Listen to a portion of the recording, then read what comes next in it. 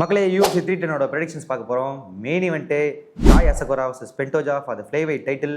என்ன யாரை சொல்கிறீங்க? உனக்கு தெரியும், நான் எப்பத்துலேருந்தே பென்டோஜா ஃபேன் தான். ஆப்வியஸ்லி பென்டோஜா தான் வந்து நாக் அவுட்டே பண்ணுறான் காய் அசகோராவை. பாவமே பார்க்க மாட்டான் பாரு.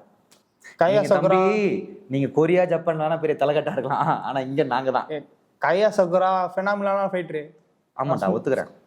கண்டிப்பா டஃப் கொடுப்பான். மணில் கேப் ஃபைட் பார்த்தேன்னு நினைக்கிறீங்க? அது இப்போ 2016லயோ 17லயோ. சரி சரி சரி சரி. இது முட்டா இல்லைன்னா எப்படி இது அதை சொல்லிடு. இல்ல 8 வருஷம் ஆயிடுச்சு, அவன் கொஞ்சமாவது ஸ்கில்ஸை டெவலப் பண்ணிக்க மாட்டானா?